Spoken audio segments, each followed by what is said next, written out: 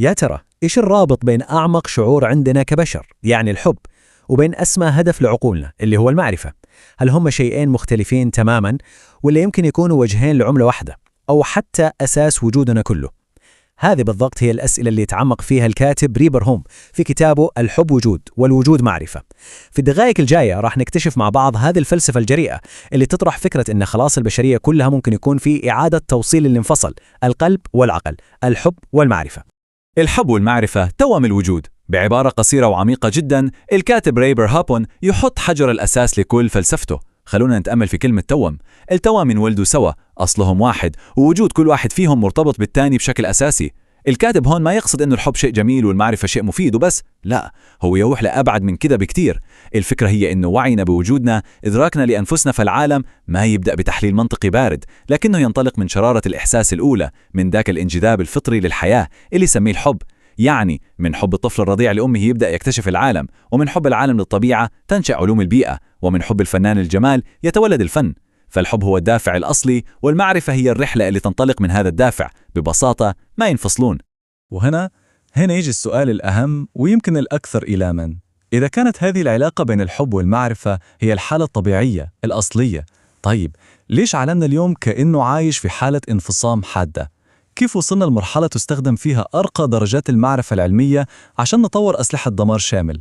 كيف ممكن للمعرفة الدقيقة بعلم النفس تستخدم في الدعاية والتلاعب بالعقول بدل ما تشفي النفوس؟ هذا هو الانكسار الكبير في التجربة الإنسانية، الشرخ اللي صار بين التوأمين، واللي كتاب ريبر هوبون يحاول يشخصه ويفهم أسباب حدوثه. عشان نفهم هذا الانكسار لازم أول نرجع للأساس السليم، للبنية الأصلية زي ما يشوفها الكاتب. كل شيء قائم على هذا الثلوث المترابط، الحب وبعده الوجود وبعده المعرفة.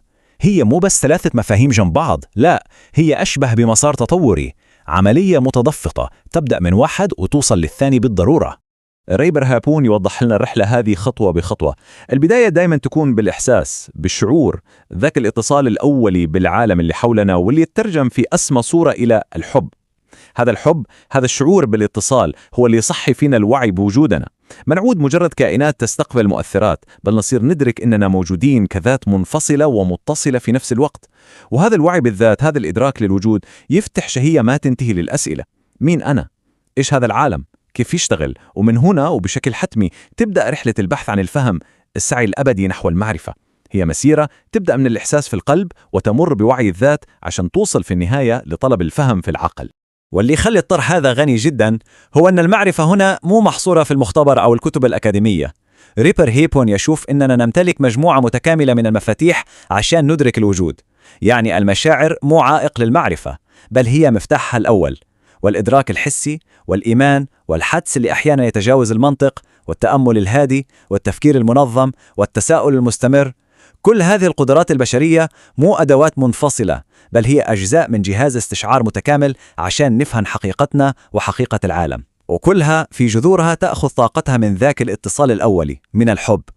فالمعرفة الحقيقية مو مجرد جمع معلومات، بل هي حالة انخراط كاملة للكائن البشري في تجربة الوجود. لكن الصورة المثالية هذه للمسار الطبيعي ما استمرت، وهنا نوصل لقلب الدراما البشرية زي ما يرويها الكتاب، الصراع الأزلي بين المعرفة والجهالة. والجهالة هنا مو معناها غياب المعلومات، لا، المقصود فيها الحالة اللي تنفصل فيها المعرفة عن بوصلتها الأخلاقية، عن توأمها الحب. الكاتب ريبر هوبون يشوف أن غريزة القوة، الرغبة في السيطرة والهيمنة، هي اللي تدخلت كعامل مفسد وقطعت هذا الرابط المقدس، وقسمت البشرية لفريقين يخوضون معركة مستمرة إلى يومنا هذا. وهذا الانقسام واضح تماما في هالمسارين المتضادين. المسار الأول هو مسار المعرفة الحقيقية اللي يمشي فيه العلم جنبا إلى جنب مع الأخلاق، وتستخدم الاكتشافات عشان تخدم الحياة وترتقي بالإنسان. هذا هو العلم اللي يبني المستشفيات ويطور الزراعة ويطلق الأقمار الصناعية عشان يستكشف الكون.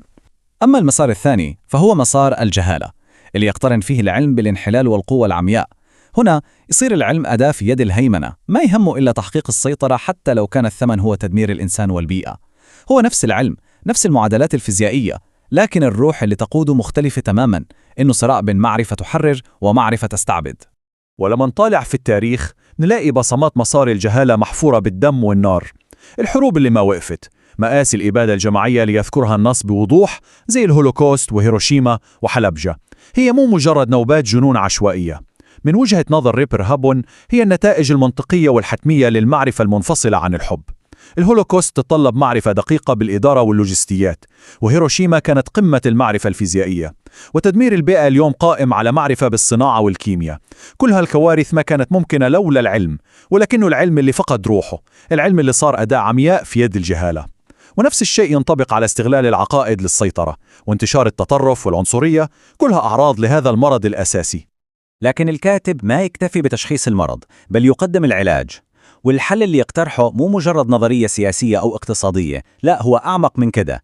هو دعوة لولادة نموذج إنساني جديد، بطل المرحلة الجاية من التطور البشري، واللي يسميه الإنسان المعرفي. طيب، إيش هي ملامح هذا الإنسان؟ ومين هو؟ الإنسان المعرفي هو شخص قرر إن هويته الأساسية تكون المعرفة نفسها. هويته ما تتحدد بلون بشرته أو لغته أو انتمائه القومي أو الديني الضيق، لا، هويته تتحدد بسعيه الدائم للمعرفة. هو إنسان يخلي البحث عن الحقيقة بوصلة حياته، لكنه ما يفصل هذا البحث عن مرجعيته الأخلاقية الأولى، الحب. فالمعرفة عنده مو غاية بحد ذاتها، بل هي أداة للحفاظ على الوجود وتنميته وازدهاره. وهذا في جوهره إعادة تعريف ثورية لمعنى الهوية في عالم تمزقه صراعات الهويات. وعشان نفهم الإنسان المعرفي هذا بشكل أعمق، لازم نشوف أول شيء هو يرفض إيش بالضبط، وبكل وعي وإصرار. هو يرفض كل شيء ممكن يقفل العقل أو يقيد الروح. يرفض التحزب الأعمى اللي يلغي التفكير النقدي، والعقائد الجامدة اللي تدعي إنها تملك الحقيقة المطلقة. يوقف ضد التطرف والتعصب بكل أشكالهم، لأنهم أعداء المعرفة. يشوف في العنصرية والشوفينية سجن للوعي البشري. والأهم من هذا كله إنه في حالة ثورة دائمة على الجمود الفكري، وعلى أي شكل من أشكال استغلال إنسان لإنسان تاني. وفي المقابل، الأشياء اللي يتبناها الإنسان المعرفي ترسم ملامح عالم أوسع وأكثر إنسانية. هو يحتفي بالحوار مو كوسيلة للإقناع بس، بل كأداة للاكتشاف المشترك. يشوف في الفنون والإبداع تعبير ضروري عن فهم الوجود ما يقل أهمية عن العلم. ينظر للتنوع البشري وكل ألوانه وأفكاره مو كمشكلة لازم تنحل، بل كمصدر هائل للغنى والقوة. حياته كلها عبارة عن عملية تعلم وتطور مستمرة، ما توقف عند شهادة أو عمر معين. فمنهجه في الحياة هو الحب، وغايته اللي يسعى ليها هي المعرفة. هذا النموذج الفردي للإنسان المعرفي مو مجرد دعوة للخلاص الشخصي، بل هو حجر الأساس لبناء مستقبل جماعي مختلف. طيب، كيف بيكون شكل المجتمع اللي يبني هؤلاء الأفراد؟ إيش هي ملامح العالم اللي تكون فيه المعرفة هي القيمة العليا؟ هذه الرؤية المستقبلية هي اللي رح نستكشفها الآن. أهداف هذا المجتمع مو أحلام طوبوية، بل هي مشاريع عملية تنبع مباشرة من قيمه الأساسية. فبدل ما تضيع الموارد الهائلة في الحروب وصناعة الأسلحة، المجتمع المعرفي يوجه طاقاته لمواجهة التحديات الحقيقية للبشرية: القضاء على الجوع، تجفيف منابع الإرهاب فكريا وماديا، ومحو الأمية. راح يعمل على بناء مؤسسات عالمية هدفها الوحيد هو رفاهية الإنسان، وتعزيز الصحة النفسية، وبناء أسر مستقرة وسعيدة، والتخلص النهائي من كابوس أسلحة الدمار الشامل، وترسيخ ثقافة عالمية تقوم على التعاون والتسامح. ولتحقيق هذه الرؤية، الكاتب ريبر هيبون يقترح نموذج عملي يتجاوز الأشكال السياسية الحالية. هو يتكلم عن كونفدراسيون عالمي. الهدف مو إنشاء دولة عالمية تمحي الهويات الثقافية، لا، بالعكس، هو إيجاد إطار اقتصادي وسياسي يسمح للكل بالازدهار.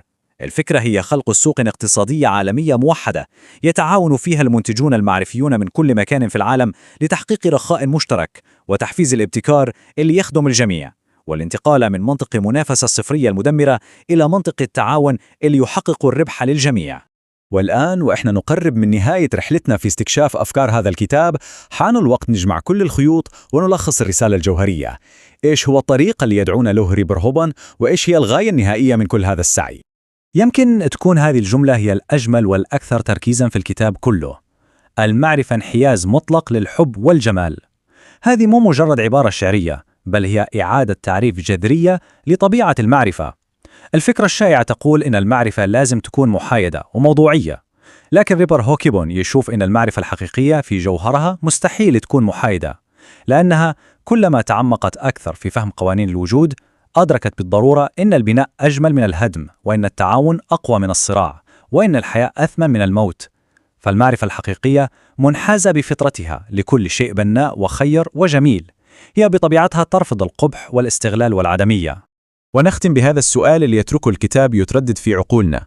في هذا العصر اللي نعيشه، عصر الهويات المتصارعة والانقسامات الحادة والشعور بالغربة، هل ممكن فعلا أنه المعرفة بهذا المفهوم العميق اللي يربطها بالحب تصير هي الهوية الجديدة اللي تجمعنا؟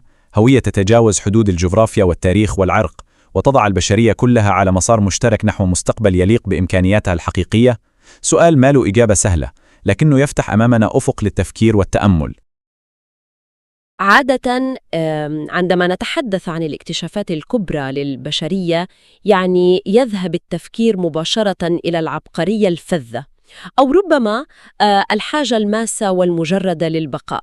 صحيح، الحاجة أم الاختراع كما يقال دائما. بالضبط، لكن أن يكون الحب، نعم أقصد الحب، هو الأداة ذاتها التي جعلت الإنسان الأول يكتشف النار ويبني المنازل وصولاً إلى صناعة الحواسيب وتأسيس شبكة الإنترنت. هذا حقا طرح استثنائي ويقلب الموازين. تماماً، هذا هو الطرح الصادم والعميق الذي نغوص فيه اليوم في هذه الجلسة التحليلية المعمقة.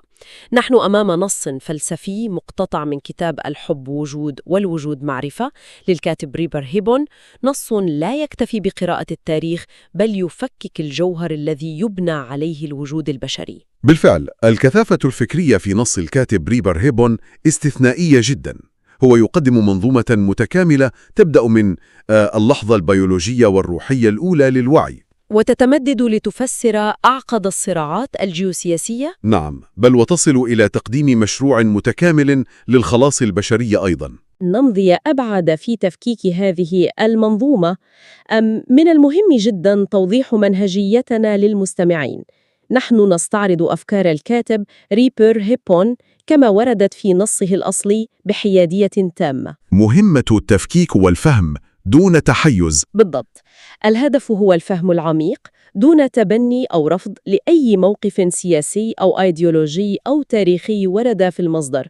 ودعنا نبدأ من تلك النقطة المستفزة للفضول حقا. تفضلي، كل أذان صاغية. الحب في أذهاننا مبرمج كعاطفة رومانسية أو روابط أسرية.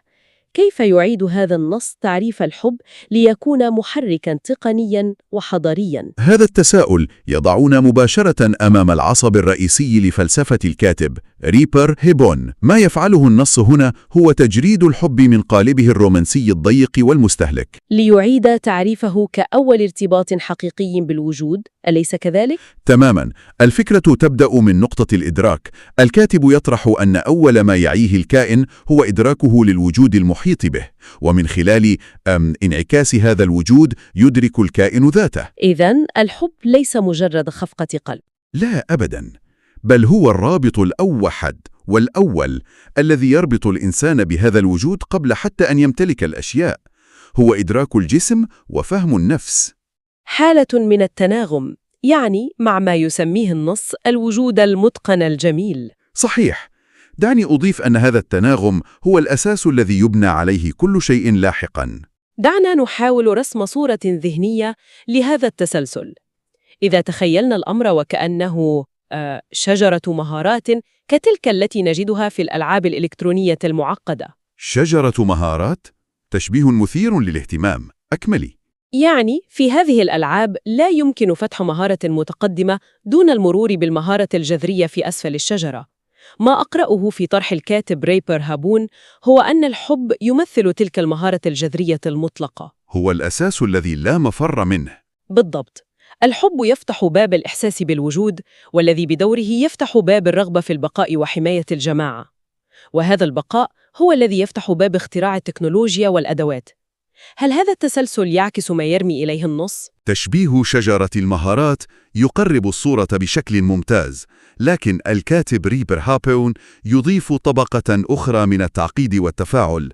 الأمر ليس مجرد فتح أبواب متتالية بسلاسة ميكانيكية. إذن هناك عامل آخر في المعادلة. نعم، هو نتاج احتكاك.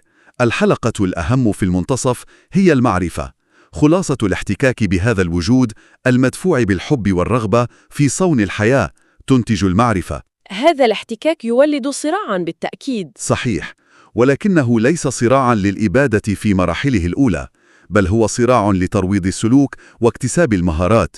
المعرفيون الأوائل بدافع حبهم للوجود ولجماعاتهم هم من اكتشفوا النار. واستعملوا الحجر وبنوا البيوت لتوفير الدفء والأمان. بالضبط، هكذا نشأت الحضارة الأولى. ولكن أليس من المفارق أن نربط دافعاً يوصف بأنه عاطفي وصرف كالحب بتطور أدوات مادية تقنية وجامدة تماماً كالكهرباء وثورة الحاسوب والإنترنت؟ يبدو تناقضاً للوهلة الأولى. يعني كيف نقفز من دفء النار إلى برودة خوادم الإنترنت؟ هنا تكمن عبقرية الربط في النص. الكاتب لا يرى الإنترنت أو التكنولوجيا كأشياء جامدة، بل كامتداد طبيعي لنفس الدافع الأول. التكنولوجيا كأداة لحفظ الوجود؟ تماماً، هي أدوات ابتكرها الإنسان لتسهيل التواصل، لحفظ المعلومات وتمريرها للأجيال القادمة، ولتحسين جودة الحياة. هذا كله نابع من رسالة الحب الأولى. الإنترنت إذن في هذا السياق هو مجرد مرحلة متقدمة جداً من مراحل المعرفة. مرحلة متقدمة بدأت باكتشاف الحجر، وكلها تخدم فكرة التناغم مع الوجود والبقاء فيه. بناء متماسك جداً. الحب ينتج المعرفة، والمعرفة تنتج الحضارة لحماية الوجود. لكن لحظة، سر التناقض الصارخ الذي نراه عندما ننظر إلى تاريخ البشرية. نحن لا نرى فقط اختراعات مذهلة وتواصلاً، نرى دماء وحروبا طاحنة. صحيح. بالضبط. في أي نقطة بالضبط وبحسب النص قرر هذا العقل البشري المدفوع بالحب أن يبتكر أدوات للدمار الشامل؟ كيف يفسر الكاتب ريبر هابون هذا الانحراف الحاد؟ الكاتب يقدم تشخيصاً قاسياً جداً لهذا الانحراف. هو يرى أن الإنسان في نقطة زمنية معينة فقد ارتباطه الأصيل بهذا الوجود المتقن. ابتعد عن جوهر المعرفة. نعم، والسبب المباشر لذلك هو استحكام ما يسميه غرائز السلطة. السلطة بطبيعتها تسعى للاستحواذ، للاحتكار ولفرض الهيمنة.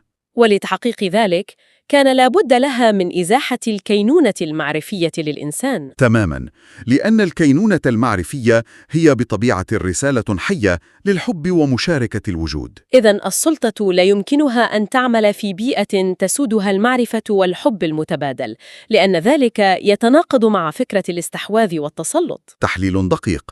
لذلك تم استبدال هذا الأصل النقي بمفاهيم مبتدعة بالكامل. بدلاً من أن تكون الحضارة مساحة لنشر قيم الحب، ظهر مفهوم الصراع لأجل الصراع. وهذا أدخل البشرية في عهود طويلة من الإرهاب. للأسف، حيث تحولت الأدوات التي ابتكرتها المعرفة لحماية الإنسان إلى أدوات لبناء السلطة وتدمير الآخر. هذا يذكرني فوراً بأسطورة حصان طروادة الخشبي. أسطورة حصان طروادة؟ كيف ذلك؟ في الأسطورة صنع الحصان ليبدو كهدية إلهية، كشيء له قدسية واحترام، لكنه في جوف الظلام كان يعج بالجنود المستعدين للذبح وتدمير المدينة من الداخل. فهمت قصدك. الكاتب يشير إلى نقطة محورية، وهي إضفاء صفة المقدس كغطاء للحروب. هل يمكن القول إن الكاتب يرى في الشعارات الأيديولوجية أو الدينية مجرد حصان ترودا يختبئ بداخله جنود الهيمنة الاقتصادية؟ أسطورة حصان ترودا تلتقط جزءاً كبيراً من الفكرة فعلاً، لكن الكاتب ريبر هابون يذهب أعمق من ذلك. السلطة لا تختبئ فقط داخل حصان موجود سلفاً، بل هي من تصنع هذا الحصان؟ بالضبط، هي من تصنع له هالة القداسة خصيصاً لتمرير مشاريعها. النص يذكر صراحة أن صفة المقدس أضيفت لتكون مجرد غطاء سري يخفي المضمون الأساسي والوحيد للصراع، وهو الهيمنة وتجميع الثروات. نعم، السيطرة، الهيمنة الاقتصادية، والبحث المحموم عن أراضٍ جديدة. الكاتب يختزل كل ضوضاء التاريخ في صراعين محوريين وثنائيين. تقصد صراع المعرفة في مواجهة الجهالة؟ تماماً، هذا هو الصراع الأزلي بحسب النص. ولكن ما هو تعريف الكاتب الدقيق لهذين النقيضين؟ لأن الكلمتين تستخدمان يومياً بمعان فضفاضة جداً. هنا تبرز دقة النص. الكاتب يعرف المعرفة بأنها اقتران العلم بالأخلاق، وفي المقابل يعرف الجهالة بأنها اقتران العلم بالتحلل. توقف هنا لحظة من فضلك. مصطلح التحلل يبدو غريبا وغير مألوف في سياق الحديث عن العلم. نحن نستخدم التحلل في البيولوجيا صحيح، الكائنات الحية تتحلل بعد موتها. أو المواد الكيميائية تتحلل. ماذا يقصد الكاتب ريبر هابون بالعلم المقترن بالتحلل؟ هل يتحدث عن انهيار أخلاقي مثلا؟ سؤال في محله تماما. التحلل هنا هو مصطلح عميق يقصد به انسلاخ العلم عن غايته الطبيعية والأولى، وهي الحب والوجود.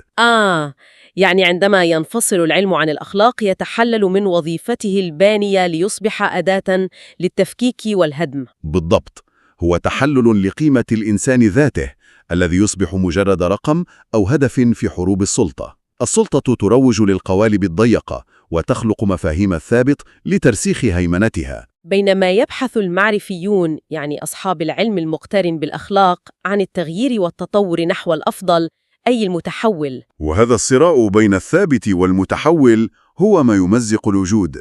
التفريق بين العلم المقترن بالأخلاق والعلم المقترن بالتحلل يغير نظرتنا للتقدم البشري، فالتكنولوجيا وحدها ليست دليلاً على الحضارة إن كانت موجهة ببوصلة التحلل. ملاحظة دقيقة جدا. وهذا لا يبقى في إطار التنظير الفلسفي، بل يمتد لواقع نعيشه ونتألم منه. النص يشير بوضوح إلى أن هذا الصراع له تكلفة كارثية، فواتير دفعت من دماء البشر وتصدع كوكب الأرض. بكل تأكيد، النص يضعنا أمام النتائج المرعبة والملموسة لانتصار الجهالة في محطات تاريخية عديدة. الكاتب ريبر هابون يوضح كيف أن الوجود بأكمله استنزف وتعرض للتلوث المادي والمعنوي بسبب أنانية الإنسان وغرائز السلطة. نعم، هذه الأنانية تجلت في أبهى صور التحلل العلمي عبر استخدام الأسلحة المحرمة والدمار الشامل. والنص لا يكتفي بالتعميم، يورد أمثلة تاريخية محددة تعتبر جروحاً غائرة في الذاكرة البشرية. يذكر الهولوكوست وما حدث في هيروشيما ومأساة حلبجة. أمثلة تمثل ذروة ما يمكن أن يصل إليه العلم المقترن بالتحلل. عباقرة سخروا عقولهم لصنع أدوات تبيد مئات الآلاف في ثوان. يا إلهي! لكن النص يبحث أيضاً في الجذور النفسية والاجتماعية التي تجعل الجماهير تقبل أو تنقاد لمثل هذه المآسي. هناك إشارة واضحة لمفاهيم اللجم والكبح. نعم، اللجم والكبح هما أدوات السيطرة النفسية. دعني أطرح تشبيهاً هنا. تخيل طنجرة الضغط التي تركت على نار عالية جداً وتم إغلاق صمام الأمان الخاص بها. الضغط يتزايد، البخار يبحث عن أي مخرج، وفي النهاية الانفجار حتمي وسيمزق كل شيء. بالضبط. هل للجم والكبح النفسي والمجتمعي هو تلك النار التي تغلي بها العقد الداخلية لتنفجر لاحقاً في شكل حروب وتطرف؟ تشبيه طنجرة الضغط دقيق ومناسب، لكن الكاتب يضيف إليه بعداً خطيراً. هذه الطنجرة لم تترك على النار مصادفة. تقصد أن هناك من يتعمد إغلاق صمام الأمان ورفع الحرارة؟ تماماً. السلطة تستخدم اللجم والكبح كأدوات ممنهجة لإعاقة رسالة الحب ومنع الإنسان من سبر المعرفة في الوجود. يعني عندما يتم قمع طبيعة الإنسان وميله الفطري للبحث والتساؤل، تتضخم العقد الداخلية. وهذا الكبت الممنهج يجعل من السهل جدا توجيه هذه الطاقة المكبوتة نحو التطرف، الشوفينية والعنصرية. فتصبح الجماهير المكبوتة أدوات طاععة في يد السلطة لخوض حروبها. مشهد قاتم جدا. أم يبعث على اليأس. لكن الجميل في النص أنه لا يتركنا في منتصف هذا الخراب. هناك دائما مخرج. صحيح. إذا كانت السلطة تغلق صمامات الأمان، فإن الكاتب يطرح أدوات واضحة يرى أنها المفاتيح لتفريغ هذا الضغط وإعادة بناء الإنسان. ما هي هذه الأدوات أو الصمامات البديلة؟ الكاتب ريبر هابون يحدد ما يسميه مفاتيح معرفة الوجود، وهي 8 مفاتيح أساسية: الأحاسيس، الإدراكات، الفهم، الإيمان، الحدس، التأمل، التفكير والتساؤل. دعنا نتوقف عند هذه المفاتيح قليلاً، لأنها قد تبدو للبعض مجرد كلمات مجردة توضع في كتب التنمية الذاتية. هي أبعد ما يكون عن ذلك. يعني كيف تعمل هذه المفاتيح بشكل عملي وحقيقي في مواجهة آلة ضخمة كالسلطة أو الحرب؟ كيف يمكن للحدس أو التأمل أن يمنع كارثة. هي أدوات معرفية متكاملة لاستعادة السيطرة على العقل.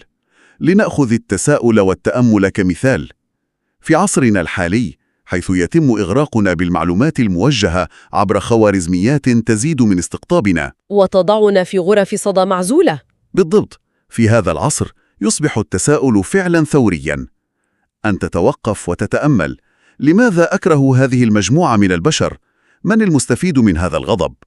هذه المفاتيح تعيد ربط الإنسان ببوصلته الداخلية، أي الحب والوجود، وتكسر القوالب الثابتة التي تفرضها السلطة. نعم، ومن خلال هذه العملية المعرفية يمكن استئصال ذهنية التطرف والمغالاة. الكاتب يرى أن الانحياز المطلق للجمال ورفض الاستغلال ليس مجرد ترف، بل هما العلاج الفعلي للتشوهات التي خلفتها الحروب. إذن نحن أمام خريطة طريق واضحة للشفاء. شخصنا المرض بأنه الجهالة والتحلل، وتعرفنا على مفاتيح العلاج. لكن يبقى السؤال: من سيستخدم هذه المفاتيح؟ بالضبط، من هو الفاعل؟ من هو الشخص الذي سيحمل هذه المفاتيح ويقود مسيرة الشفاء؟ النص يطرح هنا المفهوم الأكثر أهمية، وهو الإنسان المعرفي. كيف يرسم ريبر هون ملامح هذا الإنسان الجديد؟ الإنسان المعرفي في رؤية الكاتب هو هوية الخلاص. هو الكائن الذي يقرر بوعي أن يجعل من المعرفة المقترنة بالأخلاق هويته العليا. هذا يبدو عظيماً، لكن ألا يلغي هذا الهويات الأخرى؟ النقطة الأكثر إثارة هنا، والتي تعكس نضجاً فلسفياً، هي أن هذا الإنسان المعرفي لا يمحو الهويات الأخرى. هو لا يطالب بصهر البشر في قالب واحد باهت.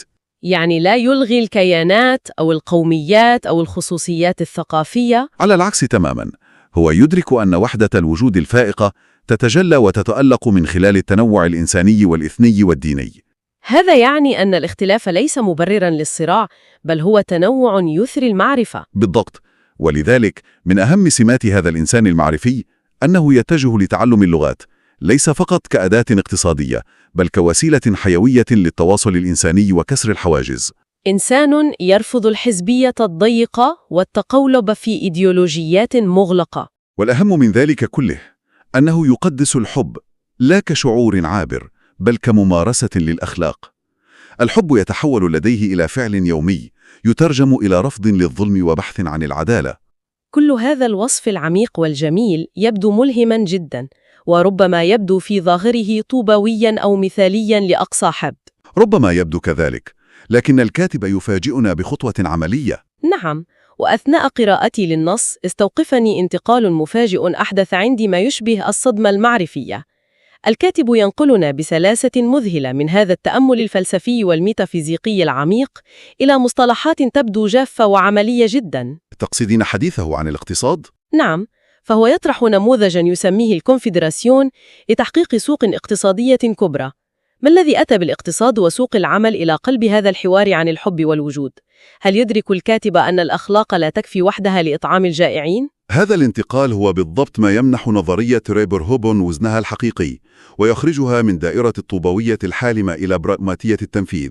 يعني هو يدرك أولوية الحاجات الأساسية. الكاتب يدرك تماماً أنك لا يمكن أن تطلب من إنسان يتضور جوعاً أو يعيش تحت خط الفقر أو يقع ضحية لتجارة البشر أن يجلس ليتأمل في وحدة الوجود أو يمارس مفاتيح الحدس والفهم. الجوع كافر كما يقال. الاحتياجات الأساسية لا بد أن تلبى أولاً. تحديداً، المعرفة بالنسبة للكاتب ليست حبيسة المكتبات، بل يجب أن تتجسد في هياكل تنظيمية. طرح مشروع الكونفدراسيون وبناء سوق اقتصادية كبرى هو الترجمة العملية والمادية للحب. الحب هنا يتجلى في بناء نظام اقتصادي تكافلي؟ نعم، نظام تتضافر فيه طاقات الشعوب للقضاء على الأمية ومكافحة الإرهاب ومنع الاستغلال. تأمين متطلبات العائلة وتحقيق الرفاهية والاستقرار النفسي والمادي هو ما يصفه الكاتب بأنه أقصى درجات تماثل البشرية للشفاء. التنظيم الطبيعي المادي والاقتصادي لا يتعارض إذن مع السمو الروحي، بل هو القاعدة الصلبة التي تحمي هذا السمو وتضمن استدامته. إذن نحن أمام فلسفة تقف على أرض صلبة، فلسفة ترى أن الحب يجب أن يكون مؤسساً، وأن الاقتصاد يمكن أن يكون أداة من أدوات المعرفة والأخلاق إذا وجه بشكل صحيح لحماية الوجود بكل تنوعه. تلخيص دقيق ومكثف لهذه المعمارية الفكرية. لقد أخذتنا هذه الرحلة في تفكيك نص ريبر هابون عبر مسار مذهل ومتصل الحلقات. انطلقنا من فكرة أن الحب هو الرابط الأول بالوجود، ومنه تولدت المعرفة التي أنتجت حضارة ممتدة من شرارة النار الأولى حتى تعقيدات الإنترنت.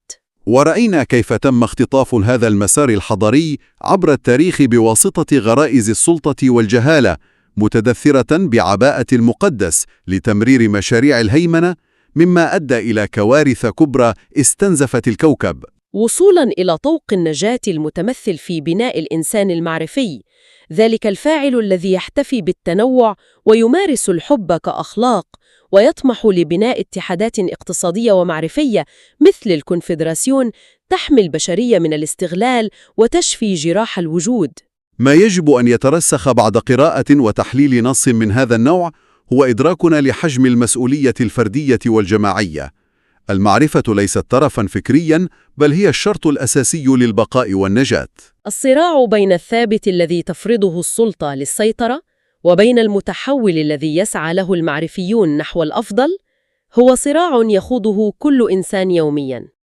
إعمال العقل، تفعيل مفاتيح التساؤل والتأمل، واستثمار الطاقات في خدمة القيم النابعة من الوجود هي خطوات عملية وممكنة لترجمة مفهوم الإنسان المعرفي على أرض الواقع. وفي ختام هذه الجلسة التحليلية المعمقة، وكما اعتدنا دائماً، نود أن نترك فكرة جوهرية لتتأملوها أيها المستمعون في تفاصيل حياتكم اليومية، بعيداً عن هذا النقاش. فكرة للبناء والتفكير. بناءً على كل ما فككناه اليوم من نص الكاتب ريبر هابون، إذا كانت المعرفة المقترنة بالأخلاق هي الدافع الحقيقي للحب واستمرار الحضارة، فكم من المعلومات التي نستهلكها بشكل محموم يومياً عبر شاشاتنا تساهم فعلياً في بناء هذا الإنسان المعرفي بداخلنا؟ سؤال يستحق التوقف عنده طويلاً. وكم منها، في المقابل، هو مجرد استهلاك سلبي يغذي القوالب الثابتة للجهالة ويعزز الانقسام ويجعلنا بيادق في حروب لا نملك فيها ناقة ولا جملاً. بالعودة إلى نقطة البداية وإدراكنا لوجودنا. بالضبط. هل أدواتنا التكنولوجية الحديثة تستخدم اليوم لفتح دروب المدنية والإعمار؟ أم أنها تستخدم لتعميق اللجم والكبح؟ تساؤل يستحق أن يرافقكم في زحام الأيام واختبارات الوجود. شكراً لكل من شاركنا هذا العمق، وإلى اللقاء في رحلة تحليلية وتفكيكية جديدة.